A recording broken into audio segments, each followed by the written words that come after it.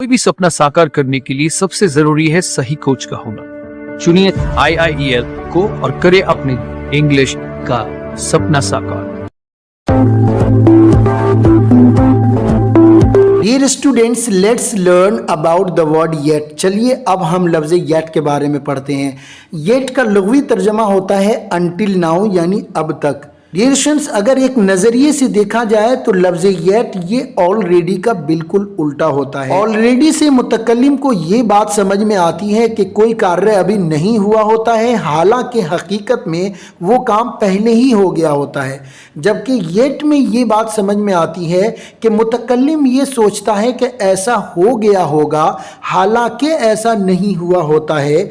तो उसके बारे में बात करने के लिए हम एडवर्ब लफ्ज़ येट को प्रयोग करते हैं। फॉर एग्जाम्पल, मुझे उम्मीद है कि खुर्शीद सर आ गए हैं, तो मैंने पूछ लिया कि इज खुर्शीद सर हियर, क्या यहाँ पर खुर्शीद सर हैं? तो आपने जवाब दिया ही हैजंट अराइव्ड येट। भाई साहब, वो तो अभी तक आए ही नहीं हैं। यानी मुझे उम्मीद थी कि वो आ गए हैं, लेकिन वो हकीकत में आए नहीं हैं। और डियर स्टूडेंट्स, लफ्ज़ येट की अगर बातें करें तो लफ्ज़ येट कभी भी पॉजिटिव सेंटेंस में प्रयोग नहीं किया जाता है। पॉजिटिव सेंटेंस में इसकी जगह पर आप लफ्ज़ जस्ट को या ऑलरेडी को प्रयोग करते हैं, जबकि निगेटिव सेंटेंस के अंदर इस लफ्ज़ येट को प्रयोग किया जाता है। तो कभी भी आप लफ्ज़ येट को अगर जुमलों में इस्तेमाल करेंगे तो हमेशा आपका जुमला निगेटिव होना चाहिए, जैसे कि ही हैज़ अराइव्ड येट, वो अभी तक नहीं आए हैं।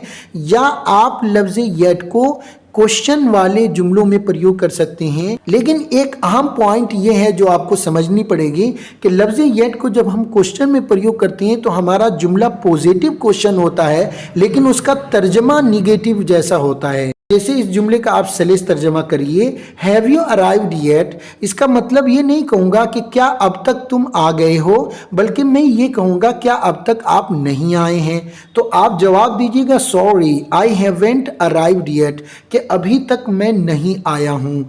सो I hope so dear students, आपको लफ्ज़ जस्ट, ऑलरेडी और येट के बारे में पूरी इंफॉर्मेशन मिल चुकी होगी और सारी जानकारी हासिल हो गई होगी कि लफ्ज़ जस्ट क्या होता है, लफ्ज़ ऑलरेडी क्या होता है, लफ्ज़ येट क्या होता है, इनका इस्तेमाल कैसा होता है, जुमलों में इसे कहाँ रखा जाता है।